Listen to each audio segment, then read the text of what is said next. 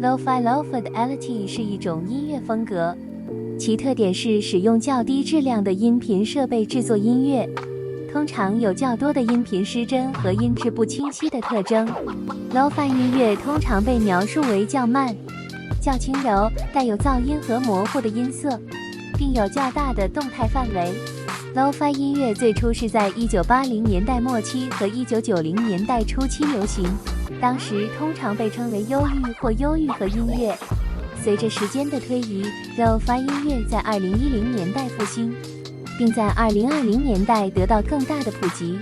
Lo-fi 音乐的热爱可能是因为它带有较自然的音色和较舒适的氛围，并且它的低保真度有助于创造出一种更自然的、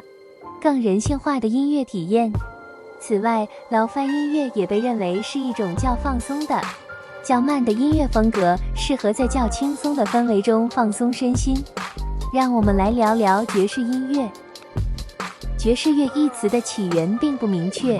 关于它如何被用来描述这种特殊的音乐风格，有几种不同的理论。一种理论认为，爵士这个词来自于 jazz， 这是一个俚语，用来描述性暗示或冒失的行为。这种理论认为，这个词最初是由音乐家们用来描述他们的音乐是有活力和充满生机的，就像 jazz 这个概念一样。另一种理论认为，爵士乐一词来自西非的 jazz， 意思是演奏或跳舞。这一理论表明，这个词最初是由美国黑人音乐家使用的，用来描述他们的音乐是有活力和充满生机的，就像 jazz 这个概念一样。不管这个词的确切起源是什么，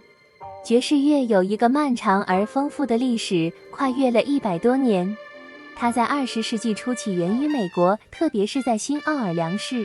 它是一种从非洲和欧洲音乐传统的混合中演变而来的音乐风格。爵士乐的特点是使用即兴创作、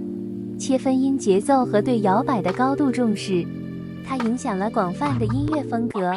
并已成为世界上最流行和最具影响力的音乐形式之一。爵士音乐是一种流行于20世纪的音乐类型，起源于美国南方的黑人社区。它源自黑人蓝调和拉丁音乐，并吸收了许多不同的音乐元素，如爵士乐、蓝调、摇滚和流行音乐。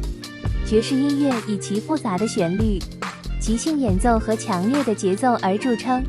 爵士音乐起源于19世纪末20世纪初的美国南方，当时许多黑人移民前往纽奥良和芝加哥等城市寻找工作。在这些城市，他们结合了他们的传统音乐，如灵歌和拉丁音乐，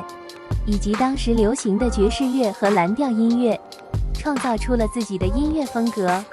随着爵士音乐的流行，它在20世纪初期逐渐发展成为一种复杂的音乐形式，并吸收了许多不同的音乐元素。在20世纪中期，爵士音乐逐渐普及，并成为世界上最受欢迎的音乐类型之一。如今，爵士音乐仍然在世界各地流行，并持续发展出许多不同的流派，如爵士摇滚、爵士蓝调和拉格泰爵士。